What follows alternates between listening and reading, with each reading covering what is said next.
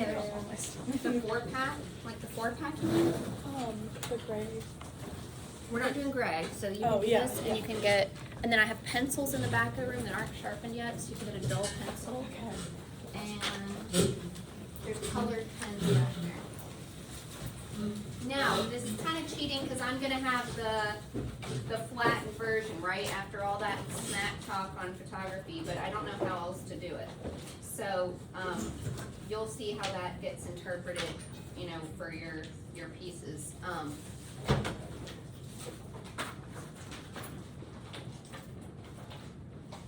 So, even though you have these big sketch pads, I would say you could turn it horizontally and just be using, you know, a smaller postage size. And I did sort of cut this paper to limit you a little bit in scale. But anything I'm gonna draw, you know, I'm gonna start with a gesture, so I've got this loose sort of what's the space that my object is gonna take up. I talked to you guys recently about the geometric simplification, so the idea that each of these forms, you know, could be, like this body could be sort of a smushed sphere, the head could be a sphere sitting on top, the hat could be a kind of a rectangular box form. I'll give it a little dimension. See, I've given it a little space there. The bill, the duck bill, I'm kind of looking at how it fits on the face and then how it might, you know, project off as like a, you know, you could think of it as a, maybe a harder sort of flat box if you wanted at first, and then round it out to have curves, you know, as you develop it. So, you know, those forms are actually what I'm thinking about when I'm over here. I'm thinking about how would the neck of that duck sit on the body. So do you see how those kind of ways that things are gonna join together are important? You know, even in this drawing that looks quite loose, I'm trying to work out the biggest information first. You know, as I continue, I'm looking at how the little wings of the duck come on, you know, how there's the little reward, the beak is sticking out. You know, my first pass of it is gonna look more like this geometric simplification of it, but maybe the second or third pass, you know, after I've studied it, I will start to work out, you know, the little curves of how it joins and sits on the head. The eyes are fairly simple, but the cap sits on as well, you know, in a way that shows the roundness of the head.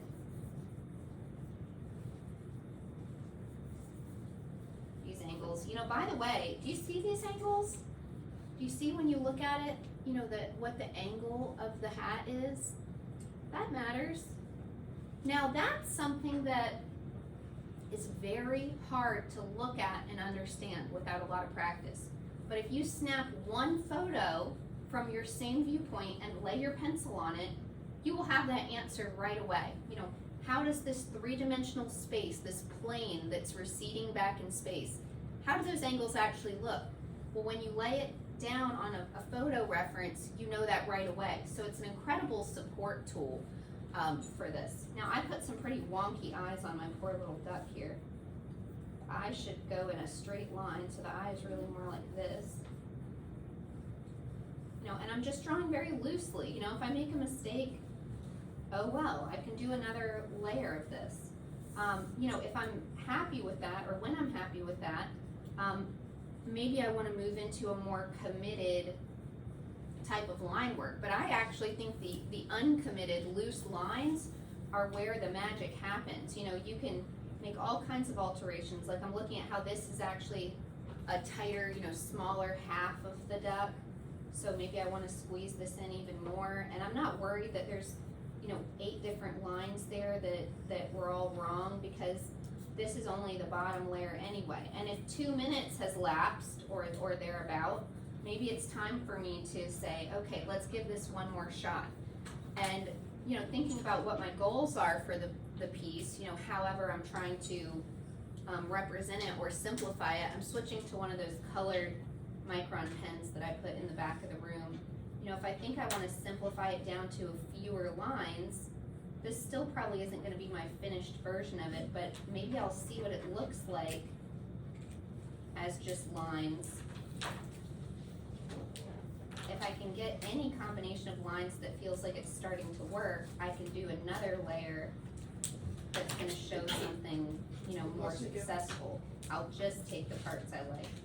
But something about that mark, I mean, man, it is tough compared to a pencil where I feel like I can really freely, you know, work out some things.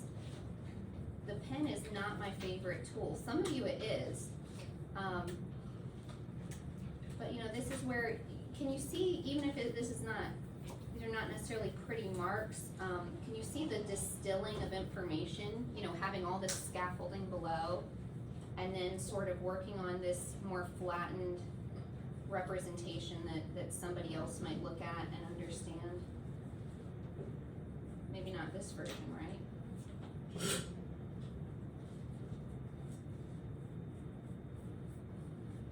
You know, I'm looking at right where the shoulder of the duck leaves the beak, and I'm trying to, you know, adhere to that. Alright, and then another version of this might be significantly cleaner still.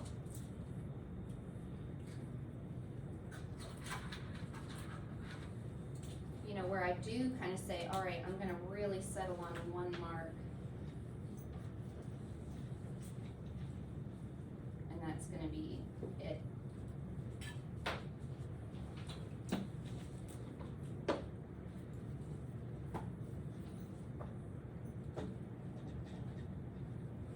And if I make a mistake while I'm doing that, I'll do another one.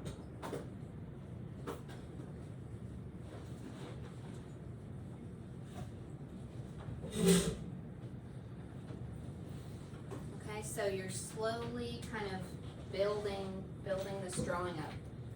I'm just gonna kind of skip ahead to some other forms, and you guys can, you know, glance up and also, you know, work on your own form as is helpful to you. So, you know, this is really soft, and you can get caught up in the fur very early on, and that would be a huge mistake. What I've got is something that's upright, but actually probably has like a triangular footprint on the ground, right? There's like the hiney, as I would say to my kids. There's the feet footprint.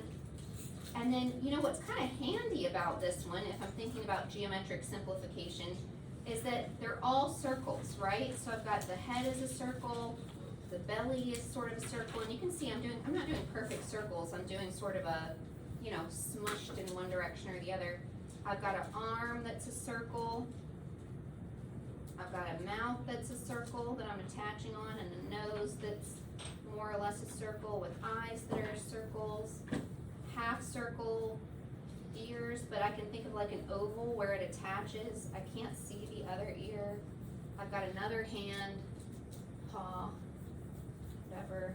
I've got the footprint, which is more of a, you know, oval, but I've got that big, you know, foot, and I've got the cylinder that reaches out to join up with it, and the way it joins to the body.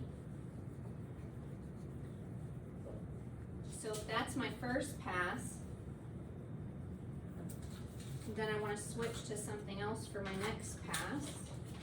It could, you know, frankly, it could be the pencil again.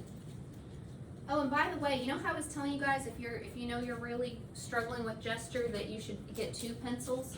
So what I would have done with the two pencils is that I would have held them together, and I would have done my gesture with two duplicate marks, because that makes you much less, you know, married to your line when it's happening twice. So it's just an excellent exercise in forcing you to let go a little bit. So two pencils is a fantastic thing to do when you're doing your preliminary, you know, what space is this thing taking up. So my next pass, I'm maybe looking a little more at the seams, looking a little more at how how large maybe the paw is.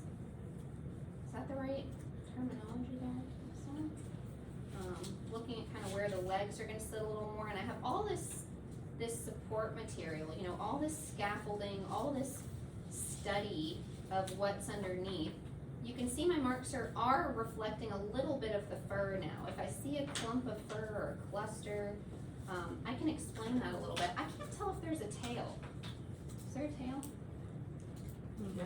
No? Okay, there's like a little oomph out there, but I don't know what it was. There is a bow that I didn't even think about on my first pass, but now I might wanna represent it a little bit. That circle for the nose, that's really a heart, and now that I kinda have a placement for it, that's not so bad to try to include it. I think one of the best ways I learned how to draw was watching other people draw. You can't help but draw like yourself, but the more people you watch drawing, I think the more things you can internalize and steal for yourself. So just the type of mark I'm making might not be for you, but there might be something about, you know, what's representing fur, or, you know, the variation in mark or the speed. I mean, if I could make you do one thing, like make you do it, it would be speed. And anybody who's been in my drawing one class, Mary knows maybe, I just hound everybody about drawing faster because I think it's a quicker, you know, more honest view, and I think it saves you so much time later if you can get the gesture and the action and work out some of the issues, you know, layout issues early on.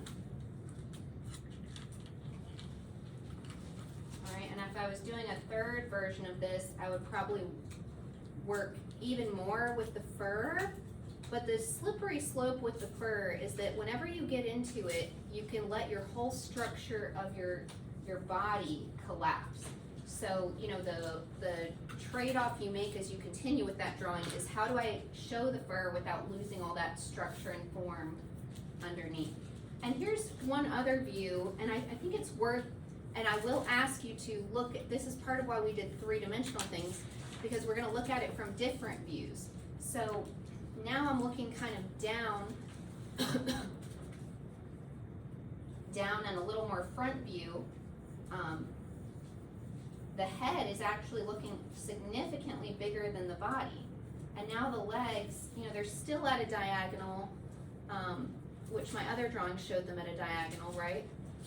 But the relationship of the legs, you know, I'm still looking at that kind of triangle. I see the arm reaching up. It's not too much more of an arm than it was before. The nose is staying low. I've got more room for the heart and face area. You know, working out the paws, how they're gonna connect. There's almost like a knee there, like I see a little bend to that. I can think about a cylinder attaching the leg. And this is just my first pass. You know, I can build this up and make it, you know, I can worry about a lot of other details later if I can get the form worked out in this early version of it. So, you know, this is a whole different type of three-dimensional, or rather geometric simplification when I get into more mechanical looking forms. And this is another one where it could be turned all kinds of different ways. But I think it's a great exercise in looking at, you know, geometric simplification. So my first pass is just gonna be this really loose gesture saying there's something here, there's something here, there's something here, you know? This, if I wanna make a couple of corrections at this stage, which you might be thinking, huh, how would you make a correction at that stage? But look at the relationship of this like bell part to this, the angle that's making, the distance from here to here tells me that, you know, these are almost level in the picture, so this probably moves down if anything. Okay, and then what I've really got is a whole lot of cylinders that I need to explain, but I want to get those angles right. I want to understand that this is a cone opening up to then a cylinder. Here is a cone sort of narrowing down. And I can't see a whole lot of this, frankly. I think I could do a really mechanical drawing, really tight drawing. I don't think that's what I need to do right now. I think it's, you know, understanding that form. And then when that thing gets turned, and all of a sudden it's, I don't think I took 2 pictures of it, but all of a sudden, you know, that bell shape is sitting maybe on top or to the left, you know, how does that change the alignment of all those other things? How does it turn and be represented again in space? The bell reminds me of doing a lamp, you know, where you kind of need this line of symmetry. You know it's gonna be the same top to bottom, at least at this, you know, at this view. Also, I think about if I was drawing this thing in a box, and as you continue with draw a box, imagining this whole item inside of a box. So do you see how this handle is centered in this space? Do you guys see that? So if I draw an X, it's landing in the middle. So I'm making kind of the box that this came in. I see that it changes from bell to handle right about here. The handle gets wider, turns into a little, you know, thing. I guess I'm still seeing the top of it. I can't remember, maybe I was eye level with the top, I don't know. You know, but I'm getting these different angles before I get all about doing the contour.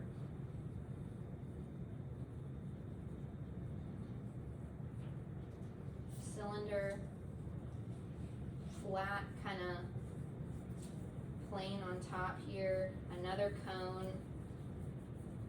and then this kind of is a cone again, but maybe has a little bit of a hump to it, like there's kind of a curve there and then another curve there. So how do I draw that? You know, making sure we represent that curvature. You know, early on, how do we represent it? We do it very, very loosely. In later stages, so if I'm skipping like 2 stages, which I'm certain I'll pay for this with a rough looking drawing. But you know, when I get down to that later stage, it's really gonna be helpful to have, you know, this angle of the cone and understand where these other ridges sort of come out. And it could be that there's not a whole lot more that you do to really show that these are rounded until the shading happens, you know, if the shading happens much later on in the drawing. You know, all these areas, if you look at, do you remember the implicit and explicit lesson? Like there are things you can draw every last little detail with a line, or you can kind of suggest things. So I think this is even in a later line drawing, I think these areas where you sort of find and lose the line here and the edges, I think that's really worth paying attention to. You know, that there are spots that we just don't need that much information. You know, you could suggest that the ring, that little inner ring happens there and there, but do you really need to draw it the whole way around? Like, do you really need to take the time to make that kind of perfect ellipse? Or could we make a better ellipse with our heads than you can make with your pen if we just do kind of a broken line? Could we really finish that up for you more nicely in our brains? You know, and how much more efficient could you be with your drawing if you can leave some of that stuff to the imagination? You know, I've talked to you guys about where do you want to spend your time and what do you want to be drawing, and I think that labor, you know, can be sort of reassigned to stuff you like to do, and you know, leave some things a little more efficiently for your viewer to work out.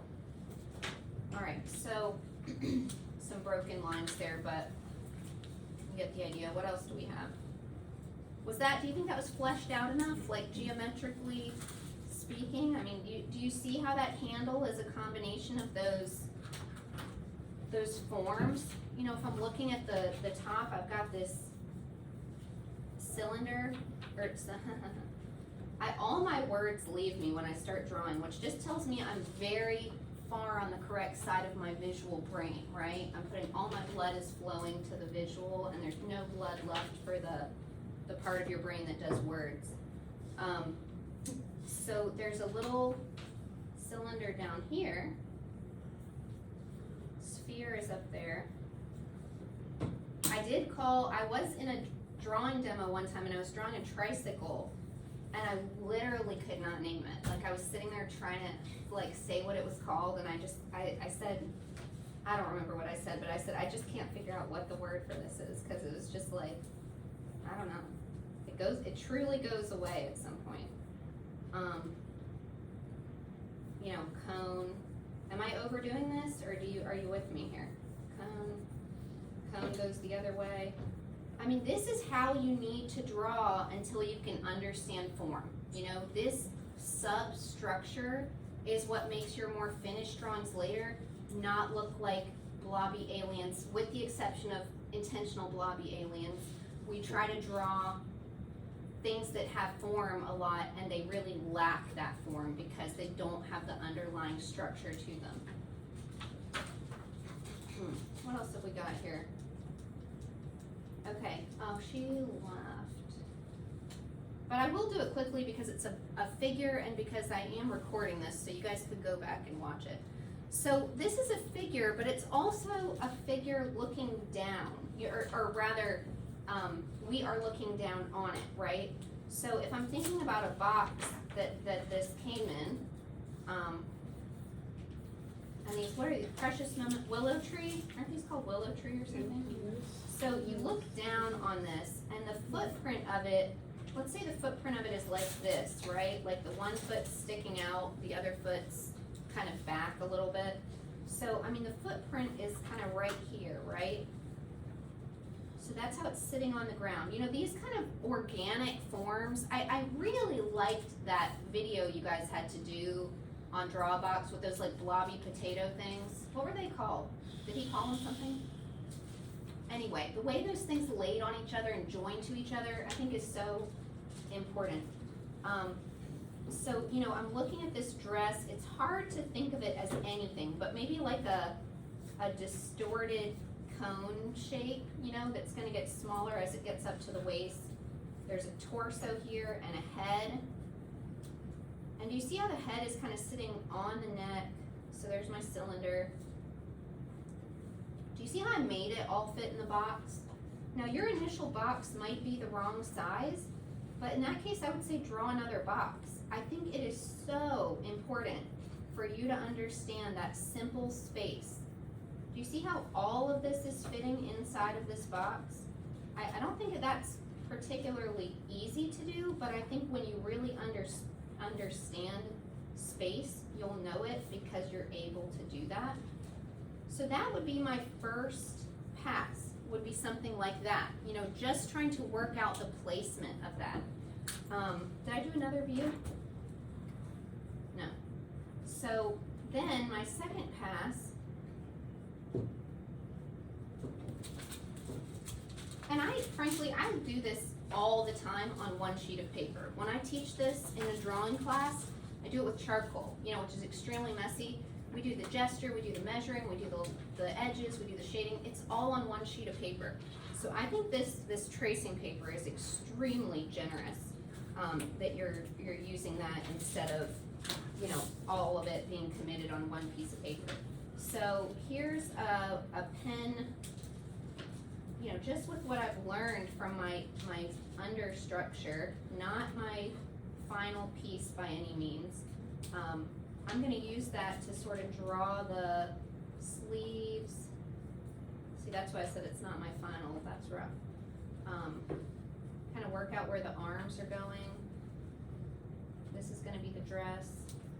That structure, I shouldn't say structure, that texture of the surface of that wood, that's something I would work out much later. You know, in one of my final stages, I might do some, you know, apply some texture either with some broken lines or with some, you know, shading to show some different facets of the surface. But I mean, that would be after I had everything else worked out.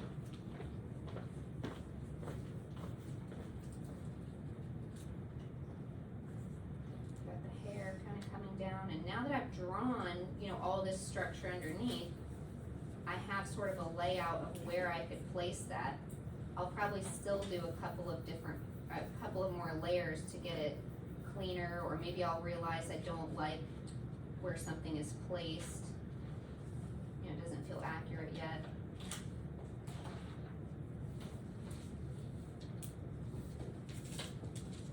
But you can see, you know, the evolution even from that version to that version. You know, imagine you had another 30 or 40 minutes to do a couple more versions and you know, clean and tighten that up.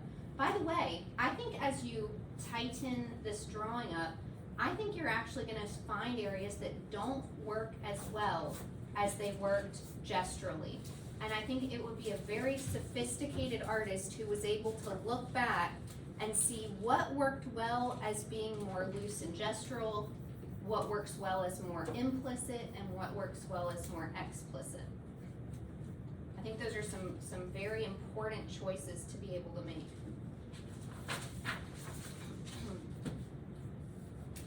Now I do happen to have I brought some cars. I've got a fire truck, which my son calls the Wii U Siren. So that's the Wii U Siren. And I've also got this little, whatever it is, rapid transit vehicle. So, you know, I like looking at this from some different views, because I think you can set it, you know, you can be a victim of how you set it down. So this is absolutely a form that belongs in a box. You know, this is sitting in a longish, you know, like a shoebox, right? That's how I would want to start this form. Now, I really like this one, you know, for being in a box, because it's literally a box, right? Like there's so little variation from this to that final box form. It's more like decorating a box. But you can see, you know, chiseling away a little bit.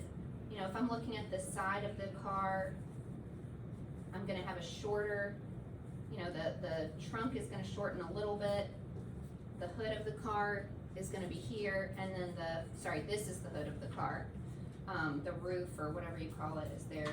So, you know, working my way across the box, you can see the hood going here, the lights, the bumper going there, the wheels.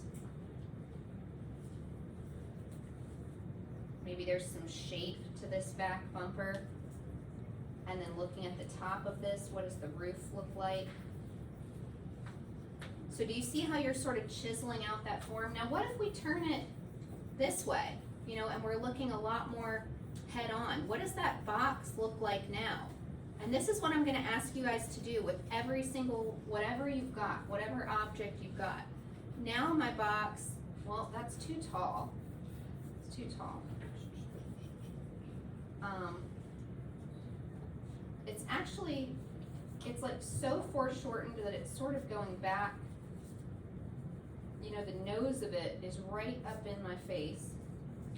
Sorry, there. The nose of it is kind of right in my face. So whatever those details are, and I don't draw the details because I think we need detail at this point. I draw them because they're signifiers, you know, of the part of the car that we're working on. So I'm getting those headlights in, I'm getting that raised little, anybody know what that thing's, are those lights too maybe? Anyway, getting those in. You guys laughing at my drawings? No, I'm back here just saying stuff. Top I don't know cement. anything about cars either. I was like, Okay. I don't know. Yeah, that thing. The window, you know, look how foreshortened that window is. Look when I turn it this way. Look at the shape of that window. When it's turned this way, when it's turned this way, when it's turned this way. Now I'm gonna turn it back. That's the foreshortened window. And by the way, if you draw a window that looks like that on a car that seemed like that, it's gonna be more confusing for people, right? So you really need to embrace the distortion at the angle that you're viewing. I can't see the top of the car. I see those big hips, right, that everybody likes on the cars. I went a little outside my box. Here's my tire.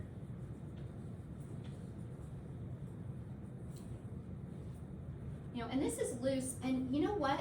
the amount of effort it would take me to draw this with all its detail and at this angle and all the movement and all the shape at the same time, I think is staggering. I think it makes so much more sense to work out some of these, you know, big picture problems and then, you know, take off your gesture hat and put on your detail hat 3 hours later to do some of those other problems, deal with those other problems, right? Oh man, I have a time lapse of me doing a really good car thing. I'll have to try to find it. I should play it for you guys. Okay, let's do another one. Woody. Woody. Have you drawn him yet? Have you been drawing or just watching? Mhm. Okay, so, you know, depending on the view, and I took some different views because on the one hand I'm looking up at a person, right? On the other hand I'm looking more down on a figurine. So, I would draw this, and this is, again, I think kind of a disciplined move, but I would draw this top to bottom. I would have the very top of my figure marked. Is it too much, the drawing underneath? Are the scribbles behind too much? You No. can see it? Okay. I would be drawing the top of my figure and the bottom of the toes. Then I would look at the body, these forms. Remember how we talked about the head? There's the head, there's the torso, and there's that pelvic bowl. Pelvic bowl. Pelvic floor is a whole other set of problems, guys. Okay, so then we've got the head, the hat. I'm getting my arms. If I'm doing one arm, I'm doing the other arm. If I'm finding an elbow, I'm looking across and the other elbow is slightly above. If I've got a shoulder, kind of a twist, his body's facing this way. I hadn't really gotten that yet. I was drawing it more head on, but now as I look at it, there's really a turn to the body. There's the angle to the feet, angle to the knees. I think the more complex your subject, the more you're really going to benefit from these layers of drawing, because I don't think that these early layers get less important. I think they get more important, but I also think they get more messy. See that hand? Eventually that hand will be like a mitten. The arm is going to be like a cone, and then it's attached. The other arm's a little more foreshortened. Then the cone thing again. Then the hand, I'm looking for where the hand is going to go relative to where the belt buckle is, because I think I did a good job with that. Got the neck of the shirt.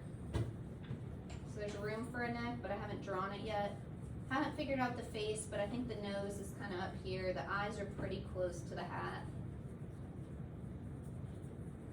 The legs are really angled. And then the legs are very foreshortened. See that angle? And how I've got like the opening of the boot. I've got the top of the boot. There's a leg, you know, it's somewhere in there, but it's pretty hard to see. Okay, so that's very rough and kind of scary to look at. And I think that that is really what you've got to do, is feel that whole thing out. Now I'm gonna do a smarter gesture. If I did this on a totally fresh sheet of paper, it would be better than the first one. If I gave you 2 minutes, and every 2 minutes I made you switch, and you had 10 sheets of paper, your 10th gesture would be so much smarter and better than the first one, right? Because you've been now studying this a lot. But I'm gonna do a little bit smarter gesture, but I'm still gonna let this be pretty loose. I wanna see where the body is with a few less lines than what I had before, but I wanna make sure I really give the opening of the neck and the shoulders the twist that it was supposed to have. It was, you know, when we're observing, we're not gonna observe everything perfectly the first time. So whatever my weakness was in the first one, you know, I'm gonna plan ahead. If I were a smarter version of myself, I would step back. I would look at my gesture, I would look at my 3D object, and I would step back and really analyze that gesture before I started the next one. I've got this little kind of half circle. The pelvic bowl is just perfect for being a bowl. I'm adding on his holster that he didn't have before, maybe leaving out the belt. Thinking about the cylinder of those legs a little bit more, how they're gonna, what's the angle? You know, this is a very, very hard angle to observe, but in a photo, it's a very easy angle to match your pencil to. So if you match it even once successfully, you can get, see how it was two different angles, by the way? How much did I overdo it? There we go. Okay. Then the joints, the knee joint, then it bends. And now, you know, when I get to the point where that dull pencil is bothering me, I know I've fleshed out a lot of the problems. I'm not quite there yet, but I'm definitely noticing this is really loose. Now in here, there's space between the feet that I haven't really represented over here. So I don't know if that's because my legs are too short. Like, did I overcrowd the legs down here and they need to just be longer? So I can spread out the feet a little more. So I'm making them just a hair longer.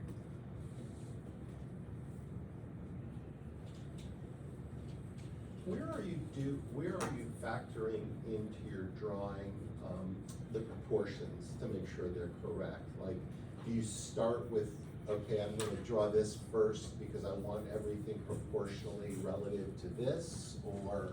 Yeah, so it's a great question. So the very first thing I did to try to control the proportions was saying the top and the bottom, because that gave a boundary that I couldn't go outside of.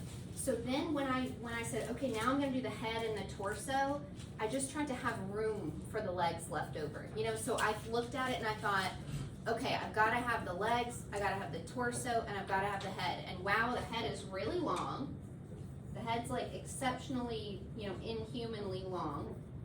The torso looks about the same size as the head, and then the legs are down there and they're kind of foreshortened.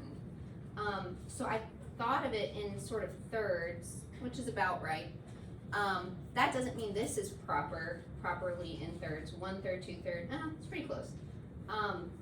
So you could do very specific proportional measurements. You know, you could take like the forearm, and then you could measure everything like a ruler off of the forearm. Like, okay, the head is 1.5 forearms. The torso is 3/4 of a forearm wide and 1.5 long. But the fastest way to do it is to train your eyes by putting something down and then looking at it and deciding what's wrong. So the way faster way to do it is that you give yourself 10 seconds to lay down those forms, and then you look at it and you ask yourself, don't ask yourself what are the exact proportions this should be. Ask yourself about each of those spots, like look at the head and say, if anything, should this head be a little bit longer or a little bit shorter? If anything, should this head be a little wider or a little thinner? If anything, should this torso move a little up or a little down? And truly, I think that process is much more efficient and will serve you better. You know, like if you learn how to use a ruler, you can do 7/16 for the rest of your life, you know, and get really technical about it, but you're not gonna get any smarter. You know, you're just gonna get better at math. So in the same way, I think if you want your eyes to get better, you would keep looking and say, well, if anything, would I tweak this a little this way or a little that way? And when you do that times 3,000 drawings and, you know, 20 versions of each drawing, you're gonna get a lot better at it, you know? And then the other thing that I think is really handy, anytime you're drawing something, and again, you can go down this overly analytical rabbit hole with this, but look across. You know, if you're doing the elbow, does the elbow go above the chin, or does it go down next to one of these buttons? You know, in your drawing, does it go above the chin? I mean, sometimes there are these like dramatic, just misplacements of things. So in this case, you know, I'm just looking to say roughly where is that button, you know, based off the elbow or vice versa. Here's the other button and I need them to roughly fit with the belt buckle. I still wanna have room for the shirt. So if I don't, you know, that's where it gets really handy to have another piece of that tracing paper and stay pretty loose to shift it around again, you know, before you've overcommitted to drawing an entire hand. The hat, you know, I'm seeing the hat, and first I've gotta just get something down. I think the biggest mistake I see in my drawing class is that no one is willing to put something down and then fix it. You know, they think way too hard before there's something relative, you know, on the paper to compare it to. So, you know, I much prefer to have something down and be willing to just push the charcoal around or the pencil around to move it a little bit. So now I'm trying to figure out, do I have room for this whole face? You know, do the eyes belong higher? Did I leave enough room for the hat?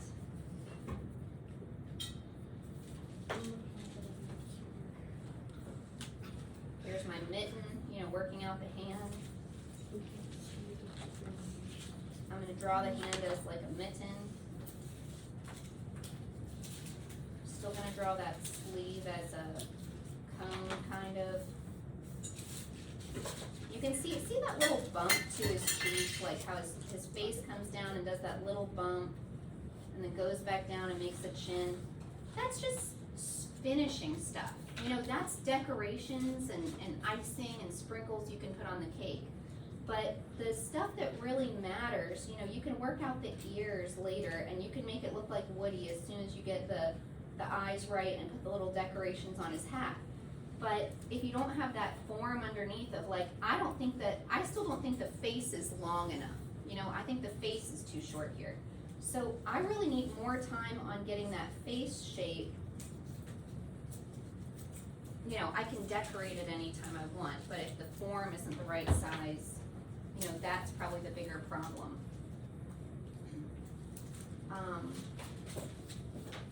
You know, if I'm drawing from above, rather looking up from below, you know, I'm eye level now with just above the feet. So the feet are still on this plane aiming down, but the hat is looking up at a pretty extreme angle. So I'm dealing with some of the same forms, and I know I'm drawing really tiny now, but the head is looking up, the opening, you know, the space of the hat is up there, the arms. You know, so you even small like that, I think you're working out some of those problems. Then you work bigger and then you work longer on it. You know, a much more, you know, simple form, going from figure drawing to a ceramic form.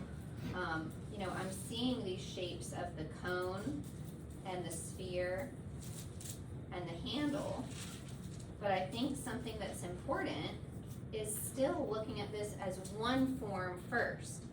You know, how tall, is this taller or wider? You know, it feels quite square to me. But I'd rather you did the drawing like this, where you started it with, you know, this, what's all the space that this cup is gonna take up? And then sort of get the two parts of it reconciled with each other. You know, if this is a simple form where you may not need to do that, but that process is exactly the same process as you would draw a more complex form with. And if I'm looking down on this, and this might seem, again, overly simple, but I don't think it is. Now look how I'm looking down on this. So the box for this first cup, you know, if the first cup's box looked like this, right? The second one, the box looks like this, right? We're seeing much more of the opening, well, and actually it's turned this way, isn't it?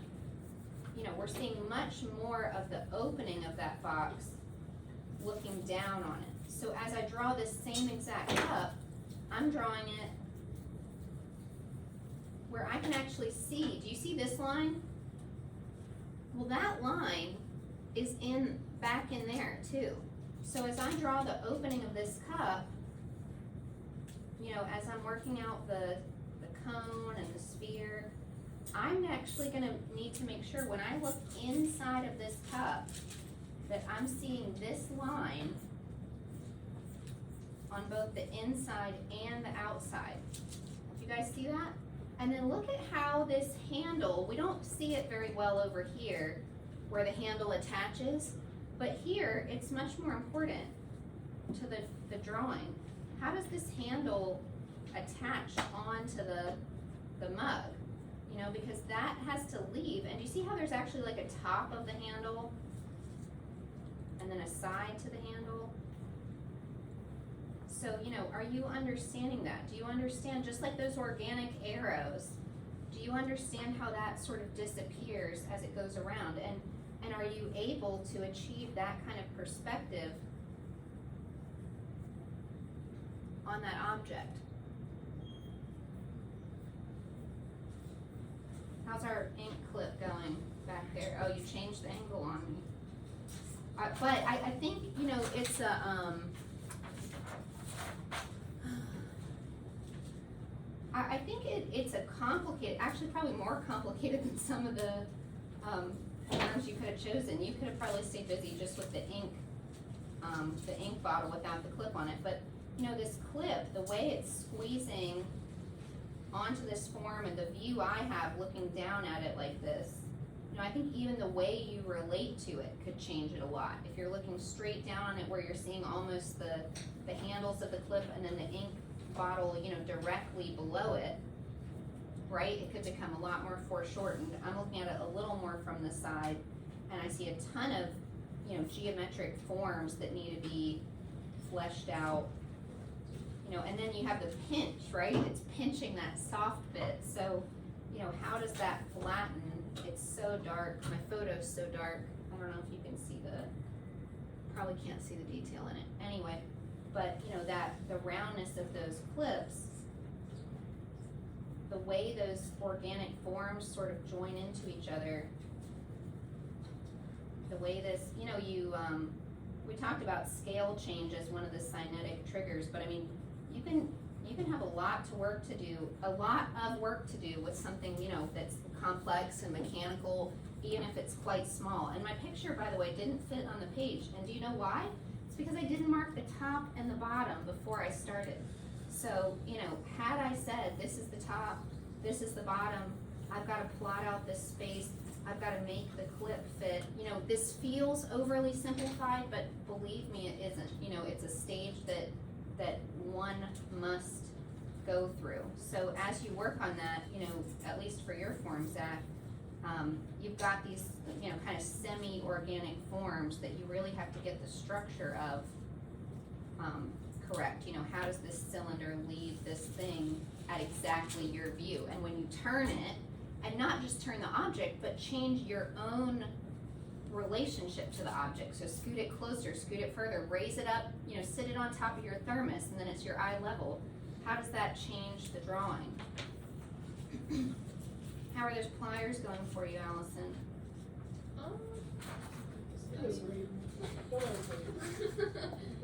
That's alright. I was kind of drawing along with what you were Okay, I okay. did it. Look at that scared bird. Okay.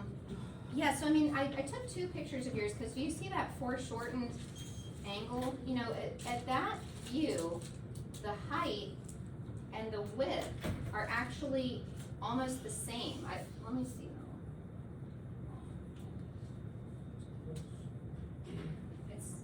The width might be a hair more than the height. So, you know, when I'm looking at this, I'm actually gonna start with a box or a space that feels square, but is maybe a hair too wide. This is such an unordinary view of this subject, right? Like, we've got a subject that I know how to draw it if I was just doing, you know, here's my, well, clearly I don't know how to draw it. But, you know, if I'm doing pliers, I know they've got a handle, I know they're pointy, you know, but this is very foreshortened. So I'm looking at the hardware of this metal, I'm looking at how small, you know, or how seemingly short, these handles are gonna be. You know, looking at a picture of this, I get all into like the plasticky, you know, the plastic coating I can see, the angle. You know, this box isn't gonna do you any good if you don't touch the edges of it. If you draw a box and then just draw a picture in the box, you just basically had a piece of paper and you drew on it. But trying to actually hit the boundaries of this box and be conscious of it, that, you know, my object needs to fill this. And whatever, it's fine if it doesn't fill it, but then what box should you have drawn? You know, that this is all an exercise in understanding space and drawing.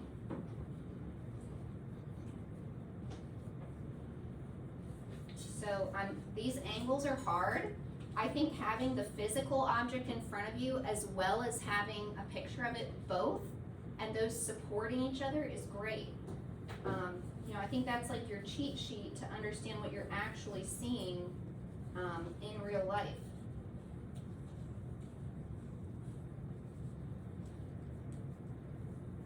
Now there's a careful balance between knowing what we're supposed to see and drawing what we do see. You know, and this, in my drawing class, I would say, forget what you should see, just pretend actually I had a coworker who wrote in his syllabus, he talked about, you know, imagining that you're an alien from another planet and you've never seen any of this before and you have to just rely only on what's in front of you.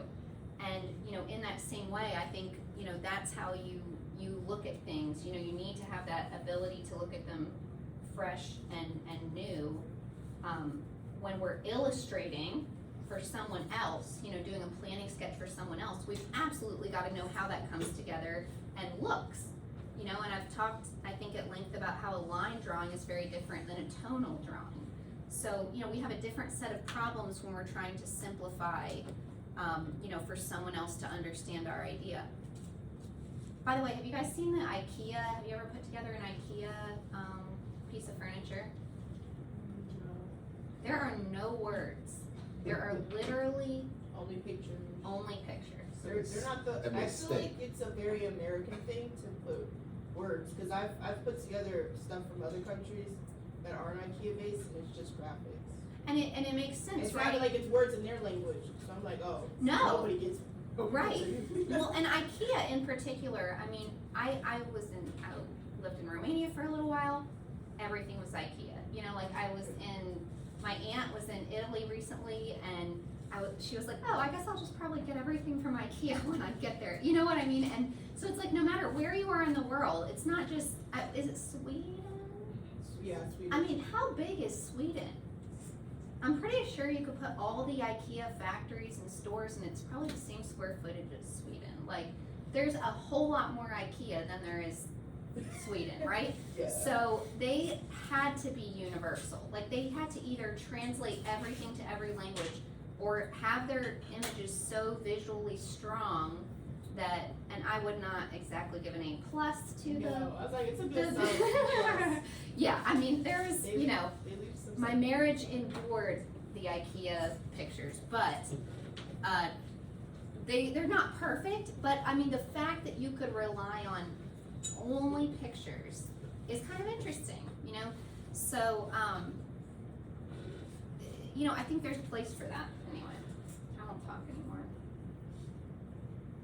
What else do we have here? Compact mirror. Shelly, you've been waiting all day for this. I tried some stuff. I don't know what to do. Did you try it in a box? No. So, I mean, I think this is actually a very worthwhile one to think of as being, well, from that view, I would say it's like this. Right? Oh, like start. Oh, okay. But from this view, and here's why I think, you know, it's worth doing this. It's like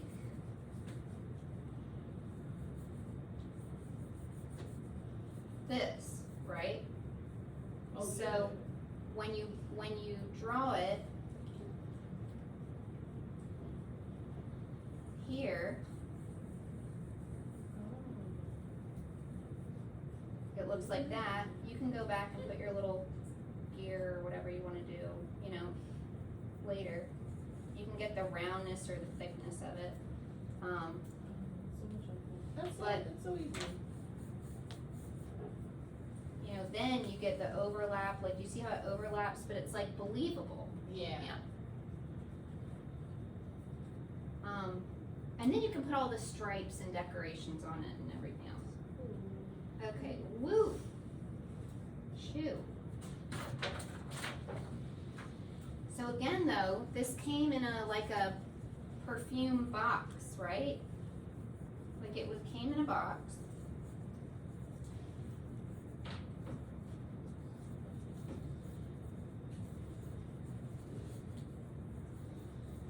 Is this box, if anything, is this box too short and wide or too tall and skinny? Too short and wide. Yeah. This is just not yet really reflecting the size, you know, the proportions of this shoe. It could probably even be narrower. Yeah. Yeah. Well, I have working knowledge of this item. Oh, okay. Okay, now the footprint of this item. There's gonna be this, right? Like there's this part, that's the bottom of it, and then there's this, like the heel. And the heel doesn't go as far back, like the toe, what do you call it? The heel. It doesn't go as far back. The farthest back thing is this part right here, right? Like the heel of the foot. So, you know, I know there's a curve, there's this big gestural, you know, I wanna like, that's what the whole thing is about, right? Real dramatized. Goes straight up, what'd you say? I said it's dramatized. Yeah, exactly. I'm looking at the toe here, and I see the same kind of like, you know, up to the top. Now this line goes up, and there's this flat plane here. So I've got this peak. I don't really care that these join up right now. Like, how hard is it to do that? It's not that hard to fix that. But this plane, this flat plane, you know, I need to get kind of that sliver of flatness. Now the lid, it looks like there's a lid right here. Wow, this is really a dull pencil. It gets to this thin sliver right here. You see how thin it gets right there? And how I'm just gonna emphasize that. Now, I've maybe so, you know, exaggerated this that I need to add a little bit of toe on here. I may need a little more before it's feeling like. But could you make that smooth of a curve if you did it slow? If you rested your hand, no you couldn't. You're nodding at how I'm saying, you're nodding at my point. Okay, so if you had your hand here, and this is the range your pencil could go, could you make that smooth of a curve with that kind of gesture and energy? No. Your hand cannot be on the page. And I would argue that you probably also couldn't make that curve with that level of accuracy. You know, you need different layers of information, different moments of saying, okay, you know, here's where this goes and it's gotta get closer, and here's this curve, and then maybe in my later, and do you see how I start really light and get darker? You know, so maybe in the later iterations of this where I have my, you know, second or third layer, then maybe I'm tracing this really careful, which frankly, if you guys have seen me make a slow line, it's quite shaky.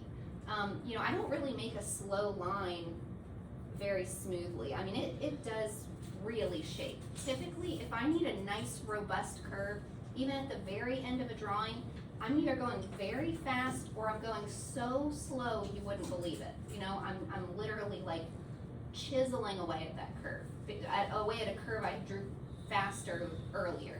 Because there's not really that, I mean, some people I guess can do it, but I think most of us cannot do that really smooth curve. Although I'll admit I'm definitely shakier than average on my marks. But I don't think my drawing, you know, I don't think my finished drawing reflects that. So then I've got these planes. This heel has planes to it, right? There's like the interior plane. And if I'm drawing lines to show that plane, they go that way. The other planes wrap around. And then where's this? Where's this little edge that probably could be the most important thing to you in the world? We haven't even done it yet. You know, now we can just lay that in and say, oh yeah, it goes like right here. You know what I mean? But that is just not important compared to everything that went into showing that form. And that was a nice form. That was a very hard, a very time-consuming form that was produced, right? Like there was a team of people who said, how do we turn a high heel shoe into a perfume bottle? Like highly paid people who thought really hard about that abstraction of a shoe. So, you know, we're monopolizing on all that gesture that was already very thoughtfully injected into the form. All right, now you've got 10 minutes to draw. So now we've got about 20 minutes left. I think you should